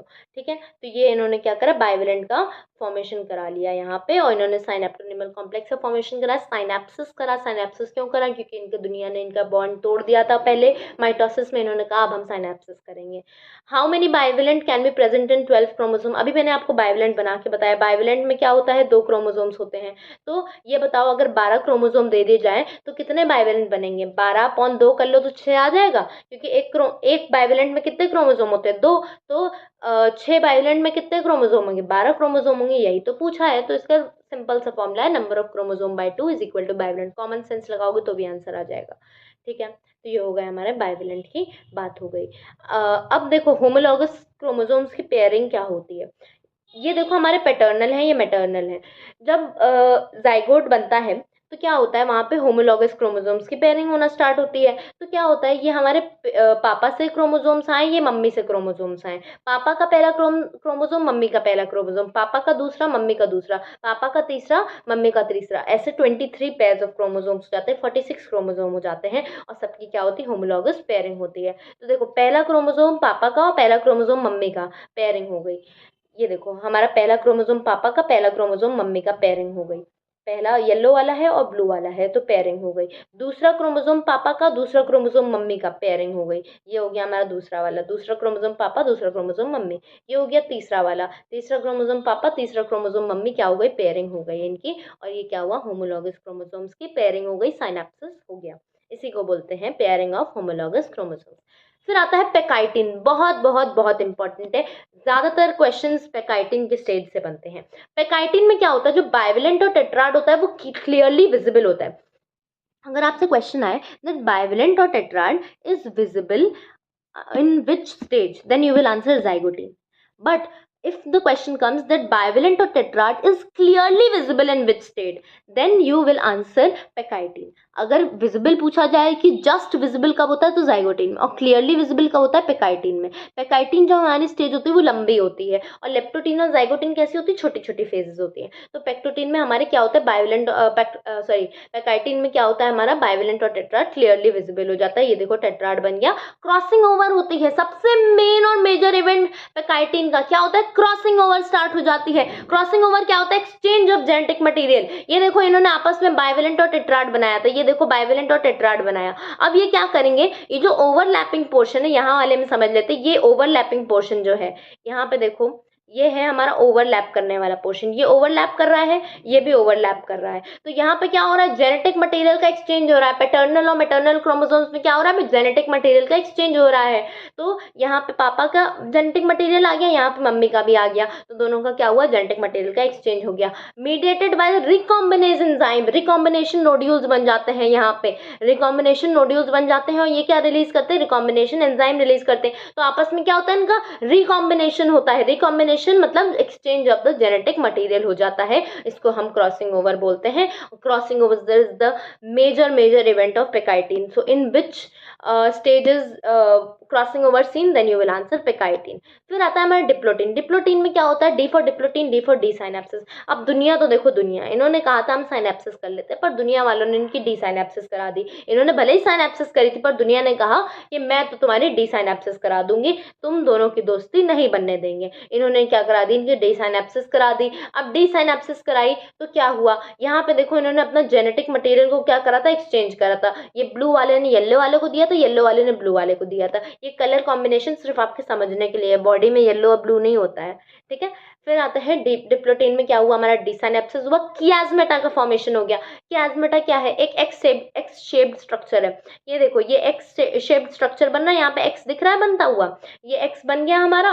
दोनों क्रोमोसोम्स की ओवरलैपिंग हुई, क्या हुआ, कियाज्मेटा का फॉर्मेशन हो गया। इसको कियाज्मा भी बोलते हैं। यहाँ पे जेनेटिक मटेरियल का क्या होता है, हमारा एक्सचेंज हो जाता है, इस पे जेनेटिक मटेरियल का एक्सचेंज हो जाता है। और site where the crossing over has recovered, दुनिया ने इनका क्या करा दिया, डिसाइनेप्सिस करा दिया, पर ये दोनों अपने एक दूसरे की यादों में रह गए। इन्होंने अपने एक दूसरे से क्या करा था, जेनेटिक मटेरियल का एक्सचेंज करा था। इन दोनों ने एक दूसरे को गिफ्ट दिए थे, अपना गिफ्ट इसको दे दिया था, दूसरे वाले ने अपना गिफ्ट दूसरे वाले को दे दिया था। इन्होंने एक दूसरे को गिफ्ट दिए थे, पर दुनिया वालों ने अलग कर दिया, तो इनके पास सिर्फ क्या रह गया, इनकी गिफ्ट रह गए, मतलब जेनेटिक मटेरियल इनके पास रह गया। दोनों के पास एक दूसरे के गिफ्ट रह गए, और इनको क्या कर दिया गया, अलग कर दिया गया, और एक दूसरे की यादों में रह गए। ये एक दूसरे की यादों में रहना मतलब एक दूसरे के गिफ्ट को पास में रखना, अपने एक दूसरे को गिफ्ट को क्या करा, पास में रखा। साइनेप्टोनिमल कॉम्प्लेक्स जो इन्होंने बनाया था कि हम लोग हमेशा पास पास रहे, उसको क्या कर दिया गया, तोड़ दिया गया। दुनिया ने क्या करा, उसको तोड़ दिया गया। डी फॉर दुनिया, डी फॉर डिप्लोटिन, दुनिया ने क्या करा, साइनेप्टोनिमल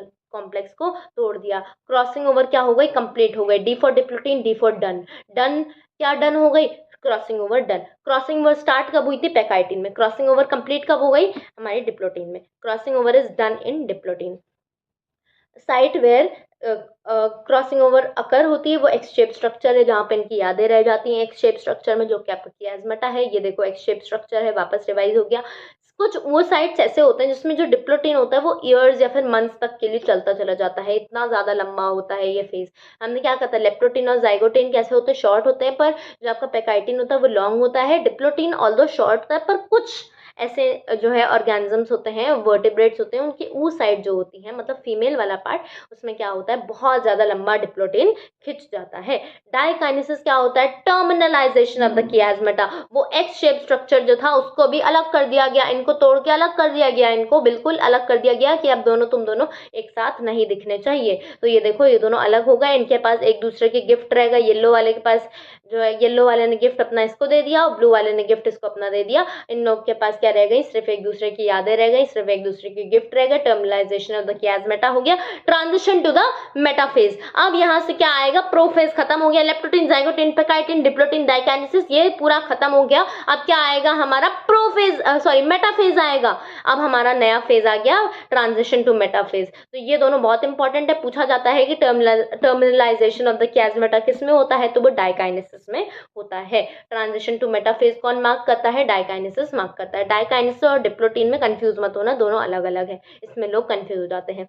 मेटाफेज 1, अब वापस से भैया देखो क्या हुआ था मेटाफेज में, माइटोसिस में जाल कंप्लीट हो गया था, जो हमारे दोनों दोस्त थे उनका फॉर्मेशन कंप्लीट हो गया था। यहाँ पे क्या हुआ है, इनकी साइनेप्सिस जो हुई थी, इनको क्या करा दिया गया, अलग अलग करा दिया गया था, इनकी डी साइनेप्सिस करा दी गई थी। तो अब ये क्या कहते हैं कि भले ही तुम लोगों ने मेरी डी साइनेप्सिस करा दी, लेकिन अभी भी हम अपना प्यार को, अपनी दोस्ती को तगड़ा रखेंगे। तो ये क्या कहते हैं, हम अगर पेयरिंग करेंगे और मेटाफिजिक प्लेट पे जाएंगे तो अपने दोस्त के साथ ही जाएंगे। तो ये इसका दोस्त था, तो ये अपने दोस्त के साथ क्या करा, इन्होंने मेटाफिजिक प्लेट पे चले गए। ये इसका दोस्त था, ये क्या हुए, मेटाफिजिक प्लेट पे चले गए। दोनों ने अपने जाल फेंके, दूर वाले लोगों ने। ये हमारी न्यूक्लियर मेम्ब्रेन क्या हो गई थी, डिसइंटीग्रेट हो चुकी थी। क्या हो चुकी थी हमारी न्यूक्लियर मेम्ब्रेन, मेटाफेज में डिसइंटीग्रेट हो चुकी थी। ये हमारे जलने वाले लोग थे जो कि जल भुन के खत्म हो चुके थे। तो पेयरिंग ऑफ बाइवेलेंट्स कहाँ पे होती है, मेटाफिजिक प्लेट पे होती है। पेयरिंग ऑफ बाइवेलेंट्स कहाँ होती है, मेटाफिजिक प्लेट पे होती है। ये कहते हैं भले ही तुम लोगों ने हमारी डी साइनेप्सिस करा दी है, लेकिन तब भी हमने पेयरिंग करी थी, हमने गिफ्ट्स एक्सचेंज करे थे, तो हम पेयरिंग तो मेटाफिजिक प्लेट पे एक दूसरे के साथ में ही करेंगे। तो दो मेटाफिजिक प्लेट का फॉर्मेशन बन जाता है। Again an important point, mitosis में एक मेटाफिजिक प्लेट बनती थी, मियोसिस में दो मेटाफिजिक प्लेट बन जाती हैं। तो attachment of the spindle fibre to the kinetochore, जाल में फंसा लिया। जाल में कब फंसाते हैं, मेटाफेज में फंसाते हैं, जब ये मोटे और तगड़े हो सकते हैं। हमारे क्रोमोसोम्स क्या हो जाते हैं, मोटे तगड़े हो जाते हैं, मेटाफेज में होते हैं, और इनको जाल में फंसा लिया जाता है, स्पिंडल फाइबर्स के जाल में फंस जाते हैं। तो माइटोसिस के मेटाफेज और मियोसिस के मेटाफेज में क्या अंतर है, माइटोसिस का जो मेटाफेज था उसमें सिस्टर क्रोमैटिड्स जो है इक्वेटर पे आती थी। देखो ये सिस्टर क्रोमैटिड्स हमारे इक्वेटर पे आ रही हैं। यहाँ पे क्या आ रहा है, मेटाफेज के मियोसिस के मेटाफेज में क्या आ रहा है, बाइवेलेंट्स जो है हमारे इक्वेटर पे आ रहे हैं। कहाँ पे, बाइवेलेंट्स हमारे इक्वेटर पे आ रहे हैं। दो मेटाफेजिक प्लेट बन रही है, एक और दो। यहाँ पे सिर्फ एक मेटाफेजिक प्लेट बनी है, तो यहाँ पे ये हमारा डिफरेंस हो गया। फिर आता है एनाफेज। अब इनको कहता है भैया तुम कुछ भी कर लो, दुनिया कहती है तुम्हें अलग तो हम करके रहेंगे। भले ही तुमने जो है पेयरिंग अपने बाइवेलेंट के साथ करी हो, लेकिन तुम्हें अलग करेंगे। फिर से जो इसके जाल में इनको फंसाया गया था, इनके काइनेटोकोर से अटैच कर लिया गया था, उसको क्या करा, खींचा गया, और एनाफेज में क्या करा, इनको अलग कर दिया। देखो ये अपना पार्टनर इससे अलग हो चुके हैं, ये पार्टनर्स एक दूसरे से अपनी दोस्ती इनकी दूर जा रही है, तो ये क्या हुए, अलग हो गए। Homologous chromosome start moving towards the opposite poles. Very important, कौन मूव करते हैं, होमोलॉगस क्रोमोसोम्स। कौन मूव करते हैं, homologous chromosomes. Anaphase of mitosis में कौन मूव करता था, sister chromatids move towards the opposite poles. यहाँ पे कौन मूव कर रहे हैं, homologous chromosome. Centrosome do not split and chromatids do not separate. ये क्या कहते हैं, तुम कुछ भी कर लो, ये अपने आप को रेजिस्ट कर रहे हैं कि हम अपनी पेयरिंग को नहीं तोड़ने देंगे। ये क्या कहते हैं कि हम अपने सेंट्रोमियर को बीच से नहीं टूटने देंगे। तो यहाँ पे देखो क्या होता है, centromere do not split and chromatids do not separate. Mitosis में क्या हुआ था, सेंट्रोमियर क्या हुआ था, स्प्लिट हो गया था। ये देखो माइटोसिस में क्या हुआ था, स्प्लिट हो गया था, ये दूर दूर जा रहे थे। मियोसिस में क्या हुआ, सेंट्रोमियर डू नॉट स्प्लिट, ये क्या हुए, बाइवेलेंट्स एक दूसरे के साथ अपने पार्टनर से दूर जा रहे हैं। ये लेकिन क्या कहते हैं, मैं स्प्लिट नहीं होऊंगा, मैं अपने सेंट्रोमियर को स्प्लिट नहीं कराऊंगा। ठीक है, फिर आता है टेलोफेज। टेलोफेज दुनिया इनको लगी पड़ी है इनसे इनको दूर भगाने में। तो क्या हुआ, इनके पार्टनर से इनको दूर कर दिया गया, इनका दोस्त इनसे अलग हो चुका है। अब टेलोफेज में क्या हुआ, ये देखो एक यहाँ पे पहुंच गया, दूसरा यहाँ पे पहुंच गया। टेलोफेज में क्या हुआ, एक पार्टनर वहां पहुंच गया, एक पार्टनर यहाँ पहुंच गया। Chromosomes reach the opposite poles, chromosome क्या हुआ, ऑपोजिट पोल्स पे पहुंचा दिया गया। अब कहा गया कि तुम दोनों एक दूसरे से नहीं मिलोगे और तुमको दो अलग अलग कोनों में, एक दूसरे कमरे में फेंक दिया, एक को दूसरे कमरे में फेंक दिया गया। और क्या हुआ, जो दुनिया वाले लोग थे वो हंसने के लिए वापस आ गए, दुनिया क्या हो गई, वापस हंसने के लिए आ गई। यहाँ पे क्या हुआ, दुनिया हंसने के लिए आ गई। न्यूक्लियर मेम्ब्रेन का क्या हो गया, रिफॉर्मेशन हो गया। और क्या हुआ, स्पिंडल फाइबर्स क्या हो गए, डिसअपियर हो गए, क्योंकि जाल का क्या काम था, जाल का काम था कि इनको हम दूर दूर कर दे। जाल का काम खत्म, जाल भी अब खत्म हो चुका है। तो ये हो गया हमारा टेलोफेज। पर माइटोसिस के टेलोफेज में क्या हुआ था, जो हमारे क्रोमोसोम्स थे वो अपनी आइडेंटिटी को लूज कर चुके थे। वो इतना ज्यादा गम में बह गए थे कि उन्होंने कहा हम अपनी आइडेंटिटी को लूज कर देंगे, हमें नहीं जीना। तो इन्होंने क्या करा, अपनी आइडेंटिटी को लूज करके ऐसे क्रोमैटिन बना लिया था। पर मियोसिस में क्या होता है, इन्होंने बहुत कोशिश करी, इन्होंने साइनेप्सिस कराया, इन्होंने साइनेप्टोनिमल कॉम्प्लेक्स बनाया, इन्होंने रिकॉम्बिनेशन नोड्यूल्स बनाए, पर तब भी इनकी दोस्ती को दुनिया ने अलग कर दिया। तो इन्होंने कहा हमने कोशिश तो पूरी करी पर हम अपनी दोस्ती को आगे तक नहीं बढ़ा पाए, दुनिया ने अलग कर दिया, इसलिए हमें इतना दुख नहीं है क्योंकि हमने अपनी पूरी कोशिश करी है ना। इतना दुख नहीं है इनको, इतना गिल्ट नहीं है क्योंकि इन्होंने अपनी पूरी कोशिश करी। तो इसमें क्या होता है, chromosomes do not reach the extended state of the interphasic nucleus. Interphase में क्या होता था, इंटरफेज में ऐसे ऐसे जो है हमारे क्रोमैटिन पाया जाता था न्यूक्लियस के अंदर। तो इतना ज्यादा ये क्या होते हैं, एक्सटेंड नहीं होते, ये अपने क्रोमोसोम्स के फॉर्म में ही रहते हैं और एक दूसरे के गिफ्ट्स अपने पास रखते हैं। फिर क्या होता है, साइटोकाइनेसिस हो जाता है, दुनिया इनकी क्या करा देती है, साइटोकाइनेसिस करा देती है। इनकी न्यूक्लियर मेम्ब्रेन क्या हो जाती है, वापस से बन जाती है। न्यूक्लियर मेम्ब्रेन क्या होती है, वापस से बन जाती है। ये इनकी बन गई न्यूक्लियर मेम्ब्रेन, ये हो गई इनकी न्यूक्लियर मेम्ब्रेन। और सेंट्रियोल्स दोनों के पास पास पहुंच गए। अब आता है, देखो अब इन्होंने इतना सारा काम किया, अब इन्होंने फिर से एक रेस्ट लिया, रेस्टिंग फेज अगेन आ गया जो कि है इंटरकाइनेसिस। पर इंटरफेज जैसा लंबा नहीं होता, ये वेरी इंपॉर्टेंट। इंटरकाइनेसिस और इंटरफेज का पहला अंतर क्या अंतर है, ये इतना लंबा नहीं होता। इंटरफेज 23 आवर्स का होता था, 95% ऑफ द सेल साइकिल को लेता था, पर इंटरकाइनेसिस इतना लंबा नहीं होता, थोड़ा सा छोटा होता है। डीएनए और हिस्टोन प्रोटीन का जो सिंथेसिस होता है यहाँ पे स्टॉप हो जाता है। आरएनए प्रोटीन्स जो है वो कंटिन्यूअसली अभी भी सिंथेसाइज होते रहते हैं, पर जो डीएनए और हिस्टोन है वो यहाँ पे क्या होता है, सिंथेसाइज नहीं होता।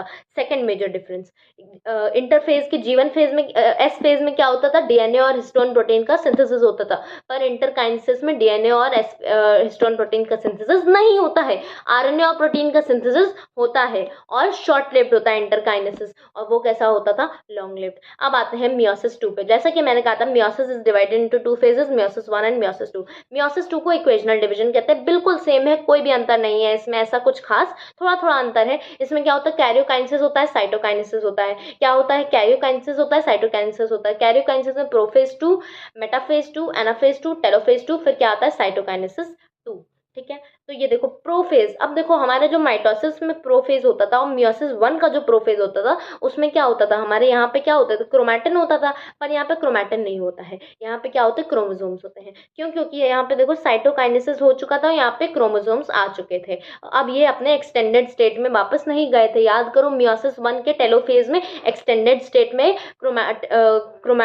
क्रोमोसोम्स एक्सटेंडेड स्टेट में नहीं जाते हैं, वो क्रोमोसोम्स बने रहते हैं। यही तो पढ़ा था यहाँ पे। देखो हमारे टेलोफेज में क्या अंतर था, यहाँ पे हमारा क्या होता था, एक्सटेंडेड स्टेट में आ जाते थे, यहाँ पे एक्सटेंडेड स्टेट में नहीं आते थे, ये क्रोमैटिन नहीं बनाते थे। तो यहाँ पे क्या होता है, यहाँ पे क्रोमैटिन का फॉर्मेशन, क्रोमैटिन कंडेंसेशन नहीं होता है, यहाँ पे ऑलरेडी क्रोमोसोम्स बने हुए हैं। जो हमारे ऑपोजिट पोल्स पे हमारे जो दोनों दूर के लोग हैं वो जाना शुरू कर दिए हैं, उन्होंने अपना जाल फेंकना शुरू कर दिया है, जलने वाले लोग जल के बिल खत्म हो चुके हैं। एनाफेज स्टार्ट हो चुका है। एनाफेज में क्या होता है, सिस्टर क्रोमैटिड्स का सेपरेशन होता है। यहाँ पे क्या हो रहा है, सिस्टर क्रोमैटिड्स का सेपरेशन हो रहा है। Sister chromatids are separating, sister chromatids are separating, and क्या हो रहा है यहाँ पे, एंड सेंट्रोमियर क्या हो रहे हैं, डिवाइड हो रहे हैं, बिल्कुल जो है माइटोसिस की तरह। सिर्फ मियोसिस में ऐसा होता है कि होमोलॉगस क्रोमोसोम्स जो है एक दूसरे से दूर दूर जाते हैं, पर माइटोसिस और मियोसिस 2 बिल्कुल सेम होते हैं। माइटोसिस और मियोसिस 2 में सिस्टर क्रोमैटिड्स का ही सेपरेशन होता है, सेंट्रोमियर की ही स्प्लिटिंग होती है। ये इसका क्या है, कॉमन पॉइंट है।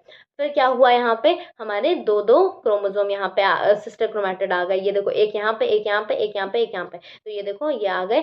फरो का फॉर्मेशन हुआ। यहाँ पे क्या हो रहा है, अब साइटोकाइनेसिस होने की तैयारी हो रही है। यहाँ पे साइटोकाइनेसिस हो गया, सेल वॉल का फॉर्मेशन हो गया। इनके बाहर में क्या बन गई, एक दीवार बन गई और इनको क्या कर दिया गया, अलग कर दिया गया है। सिग्निफिकेंस ऑफ मियोसिस क्या है, सिग्निफिकेंस क्या होता है, इसको गैमेट फॉर्मेशन में हेल्प करता है। क्या करता है, significance of meiosis gamete formation में हेल्प करता है, वेरिएशन कराता है। अब ये जो कियास्मेटा बना था, देखो भाई बहन क्या होते हैं, क्या एक जैसे दिखते हैं, नहीं ना। तो तुम तो ये कहोगे कि पेरेंट तो सेम है भाई बहन के, दो भाई बहन है उनके पेरेंट तो सेम है, जेनेटिक मटीरियल भी सेम होगा, तो उन दोनों की शक्लें, उन दोनों की हरकतें, उन दोनों के बॉडी स्ट्रक्चर इतना अलग क्यों होता है, जबकि उनका जेनेटिक मटीरियल तो सेम है। तो याद करो, जो कियास्मेटा वाला पॉइंट था जहाँ पे ओवरलैपिंग हुई थी ऐसे करके, वो जो कियास्मेटा का पॉइंट है वो एक बेबी में अलग होता है, दूसरे बेबी में अलग होता है, कभी यहाँ पे अटैच हो जाएगा, कभी यहाँ पे अटैच हो जाएगा। तो जो ये कियास्मेटा वाला पॉइंट है, ये वेरिएशन को कॉज करता है। वेरिएशन मतलब क्या होता है, दो सिबलिंग्स आपस में अंतर में दिखते हैं, दो सिबलिंग्स एक जैसे नहीं दिखते हैं। Maintenance of the number of chromosomes, इसको हम लोग पैराडॉक्स ऑफ मियोसिस भी बोलते हैं। एक तरफ हमने बोला कि meiosis is the reductional division जिसमें क्रोमोसोम्स का हाफ हो जाता है, एक तरफ हम कह रहे हैं meiosis is maintains the number of chromosomes. तो ये इसलिए बोलते हैं meiosis maintains the number of chromosomes. एक बात बताओ, 23 क्रोमोसोम्स होते हैं, 23 पेयर ऑफ क्रोमोसोम्स होते हैं, यानी कि 46 क्रोमोसोम्स होते हैं। तो क्या मियोसिस के बाद वो 48 हो जाते हैं, नहीं ना, क्रोमोसोम्स का नंबर तो सेम ही रहता है बॉडी में। तो इसलिए हमने इसको क्या बोला, मेंटेनेंस ऑफ द क्रोमोसोम्स बोला। ये इसको हम पैराडॉक्स ऑफ मियोसिस भी बोलते हैं। पैराडॉक्स मतलब दो कॉन्ट्राडिक्टरी पॉइंट्स। चेक पॉइंट्स, अब देखो चेक करने के लिए हवलदार खड़े होते हैं, हेलमेट पहना है कि नहीं पहना है। रोड पे ट्रैफिक पुलिस खड़ी होती है, हेलमेट है, लाइसेंस है, वैसे ही यहाँ पे भी ट्रैफिक पुलिस यहाँ पे तैनात होती है और देखती रहती है कि सारा काम ठीक से चल रहा है कि नहीं चल रहा है। पहला चेक पॉइंट आता है G1 और S फेज के बीच में। G1 और S फेज के बीच में पहला चेक पॉइंट आता है, इसको हम बोलते हैं G1S चेक पॉइंट। क्या बोलेंगे, G1S चेक पॉइंट, क्योंकि ये G1 और S के बीच में आ रहा है। ये क्या चेक करता है, ये होता है हमारा pre replicative checkpoint. S phase में हमारा क्या होता था, डीएनए का रेप्लिकेशन होता था। एस फेज में क्या होता था, डीएनए का रेप्लिकेशन होता था। तो प्री रेप्लिकेटिव चेक पॉइंट है, क्यों, क्योंकि रेप्लिकेशन से पहले वाला चेक पॉइंट है, प्री रेप्लिकेटिव चेक पॉइंट है। Checks the error in the parental DNA. Parental DNA ये है हमारा पेरेंटल डीएनए, ये है हमारा बना हुआ डीएनए। तो इस पेरेंटल डीएनए में क्या करेगा, ये चेक करेगा कि कोई दिक्कत तो नहीं है, इस पेरेंटल डीएनए में कोई दिक्कत तो नहीं, क्योंकि अगर एक डैमेज डीएनए बॉडी में आ जाएगा और इसका रेप्लिकेशन हो जाएगा तो बॉडी में प्रॉब्लम्स हो सकती हैं। तो ये चेक करता है कि एरर तो नहीं है कोई भी पेरेंटल डीएनए में। चेक फॉर ग्रोथ फैक्टर, ये देखेगा कि सारे न्यूट्रिएंट्स मौजूद हैं कि नहीं है बॉडी में। अगर न्यूट्रिएंट्स ही नहीं है तो सेल साइकिल कैसे होगी, कैसे हम डीएनए का रेप्लिकेशन कराएंगे। तो ये डीएनए रेप्लिकेशन से पहले ये देखता है कि कोई दिक्कत तो नहीं है पेरेंटल डीएनए में जिससे रेप्लिकेशन होना है, न्यूट्रिएंट्स हैं, सेल साइज प्रॉपर है, डीएनए में डैमेज तो नहीं है, ये सब चेक करता है। दूसरा चेक पॉइंट आता है हमारा, दूसरा चेक पॉइंट होता है G2 और M फेज के बीच में, G2 और M फेज के बीच में। तो इसको क्या बोलते हैं, G2, ये यहाँ पे हम लिख देते हैं G2M चेक पॉइंट, इसको हम बोलते हैं G2 और M फेज के बीच का चेक पॉइंट। ये क्या चेक करता है, जो हमारा रेप्लिकेटेड डीएनए आया था, जो हमारा क्या आया था, रेप्लिकेटेड डीएनए। रेप्लिकेटेड डीएनए में क्या चेक करता है ये, नो डैमेज टू इट, इसमें कोई भी डैमेज नहीं होने चाहिए, रेप्लिकेटेड डीएनए में कोई एरर नहीं होनी चाहिए, ये चेक करता है। एक तो एक ये देखता है कि रेप्लिकेशन हुआ है कि नहीं हुआ है, रेप्लिकेशन हुआ है कि नहीं हुआ है। अगर रेप्लिकेशन नहीं हुआ होगा तो वो वापस एस फेज में भेज देगा कि भाई तुमने रेप्लिकेशन नहीं करा है, वापस हमें भेजो, वापस जो है एस फेज को भेज देगा कि वापस रेप्लिकेशन करके भेजो। G2 में बिना रेप्लिकेशन के डीएनए नहीं आ सकता, तो ये वापस भेज देगा, ये इसको चेक कर रहा है। ठीक है, फिर आता है मेटाफेज और एनाफेज चेक पॉइंट। अच्छा, हमने G1S चेक पॉइंट को प्री रेप्लिकेटिव चेक पॉइंट बोला था, G2M चेक पॉइंट को क्या बोलेंगे, पोस्ट रेप्लिकेटिव चेक पॉइंट, क्योंकि यहाँ पे रेप्लिकेशन हो चुका है। पोस्ट रेप्लिकेटिव चेक पॉइंट, इसको क्या बोलेंगे, पोस्ट रेप्लिकेटिव चेक पॉइंट। फिर आता है मेटाफेज और एनाफेज का चेक पॉइंट। इसमें क्या होता है, मेटाफेज से जब एनाफेज में जा रहा होता है तो क्या करता है, वो क्रोमोसोम को चेक करता है कि मेटाफेज में, याद करो क्या होता था, स्पिंडल फाइबर का अटैचमेंट होता था, किससे होता था, काइनेटोकोर से होता था, डिस्क लाइक स्ट्रक्चर्स होते हैं। तो इससे क्या होता था, checks the chromosome attached to the spindle fibre और नॉट, ये देखता है कि स्पिंडल फाइबर से क्रोमोसोम अटैच हो गया है कि नहीं हुआ है। अगर नहीं हुआ तो पहले अटैच करो फिर ही आगे बढ़ने दूंगा, नहीं तो नहीं बढ़ने दूंगा। जैसे ट्रैफिक पुलिस क्या कहती है, हेलमेट लगाओ तभी आगे बढ़ने देंगे, नहीं तो देंगे नहीं बढ़ने देंगे, या तो फाइन पे करो या हेलमेट लगाओ। तो ये इसको चेक करता है। एक होता है हमारा एनाफेज प्रमोटिंग कॉम्प्लेक्स। इस पे पीवाईक्यू आ चुका है, ऑल्दो आपके एनसीईआरटी में नहीं दिया हुआ है, पर इसमें पीवाईक्यू आ चुका है। एनाफेज प्रमोटिंग कॉम्प्लेक्स क्या होता है, वही देखता है कि एनाफेज प्रमोटिंग कॉम्प्लेक्स बना है कि नहीं बना है। अगर ये नहीं बना है तो क्रोमोसोम्स जो है सेग्रीगेट नहीं हो पाएंगे। एनाफेज में क्या होता है, क्रोमोसोम्स दूर दूर दूर जाते थे, तो अगर ये एनाफेज प्रमोटिंग कॉम्प्लेक्स नहीं बना होगा तो क्रोमोसोम्स का सेग्रीगेशन नहीं हो सकता। तो ये पहले देखता है एपीसी बना है कि नहीं बना, अगर नहीं बना तो बनाओ पहले, अगर बन चुका है तभी आगे आने दूंगा। तो ये हो गया हमारा क्रोमोसोम्स का सेग्रीगेशन। यहाँ पे हमारा खत्म हो गया पूरा माइटोसिस और मियोसिस, और इस चैप्टर का मेजर मेजर पोर्शन खत्म हो चुका है। कुछ न्यूमेरिकल वाला पोर्शन है, न्यूमेरिकल वाला पोर्शन देख लेते हैं। क्या होता है, अगर हमें हमसे माइटोसिस में पूछ लिया जाता है कि कितने माइटोटिक डिवीजन बने लगे हैं 5 सेल को बनाने के लिए, क्वेश्चन पढ़ो, how many number of mitotic divisions required for n is equal to 5 cells. n is, अगर 5 सेल बनाई है तो कितने डिवीजन में 5 सेल बनी, n-1 कर दो, 5-1 कर दो, तो हमें 4 डिवीजन लगे 5 सेल बनाने के लिए। अगर पूछो 50 सेल बनाने के लिए कितनी डिवीजन लगी, 49। 78 सेल बनाने के लिए कितनी डिविजन्स लगी, तो 79 हमने बोला था, कितने डिवीजन लगी 79 सेल्स बनाने के लिए, 78 डिवीजन, एक कम कर दो। Number of generation required to form 8 cells. अगर हमें जनरेशन पूछा, यहाँ पे क्या पूछा था, डिवीजन पूछा था, यहाँ पे क्या पूछा था, डिवीजन, यहाँ पे क्या पूछा, जनरेशन, कितनी जनरेशन लगी 8 सेल को बनाने के लिए। तो कितनी जनरेशन लगी, 2 की पावर n, n क्या रिप्रेजेंट करता है, यहाँ पे जनरेशन को रिप्रेजेंट करता है। तो 8 सेल बनानी है तो 2 की ऐसी कौन सी पावर लगा दे जो 8 हो जाए, 3 लगा दो, तो 3 जनरेशन लगी किसको बनाने के लिए, 8 सेल को बनाने के लिए। 16 सेल को बनाने के लिए कितनी जनरेशन लगेंगी, 4 जनरेशन लगेंगी, है ना। ठीक है, फिर आते हैं हम मियोसिस पे। ये हो गया माइटोसिस से जो आपके फॉर्मूला बेस्ड क्वेश्चन है। फिर हम आते हैं मियोसिस पे। मियोसिस पे देखते हैं क्या होता है, जो हमारा जीवन फेज होता है, जीवन फेज के बाद हम मियोसिस 1 में जाते हैं और जीवन फेज के बाद हम मियोसिस 2 में भी जाते हैं। तो मियोसिस 1 में जब जाते हैं तो क्रोमोसोम नंबर का हाफ होता है, जैसे कि हमने कहा मियोसिस 1 क्या होता है, रिडक्शनल डिवीजन होता है, मियोसिस 2 क्या होता है, इक्वेशनल डिवीजन होता है। तो मियोसिस 1 में क्या होता है, क्रोमोसोम का हाफ हो जाता है, because the chromosomes are reduced in number. तो क्रोमोसोम्स का क्या हो गया, रिडक्शन हो गया। और जब हम मियोसिस 2 में जाते हैं तो क्या होता है, डीएनए का हाफ हो जाता है। मियोसिस जो है 1 में क्या होता है, हमारा क्रोमोसोम्स का हाफ होता है, मियोसिस 2 में क्या होता है, डीएनए का हाफ हो जाता है। Number of meiosis required to form n seed. N seed, अब देखो प्लांट्स में पूछ लिया जाता है कभी कभी, ये वैसे तो sexual reproduction in flowering plants का पार्ट है, लेकिन हम यहाँ पे भी इसको देख लेते हैं। Number of meiosis required to form n seed, मान लो तुम्हें 50 सीड्स दे दिए गए, 50 सीड को बनाने के लिए कितने मियोसिस लगेंगे, इसका प्रोसीजर कैसे सीड बनता है ये तो हम sexual reproduction in flowering plants में पढ़ेंगे, पर यहाँ पे देख लेते हैं कितने हमें मियोसिस लगेंगे। तो 5/4 इंटू 50 कर दो, n को इंटू कर दो, 5/4 इंटू 50 कर दो, आंसर आ जाएगा। इतने हमारे क्या लगेंगे, इतने मियोटिक डिविजन्स लगेंगे, तब जाके हमारा क्या बन पाएगा, इतने सीड्स बन पाएंगे।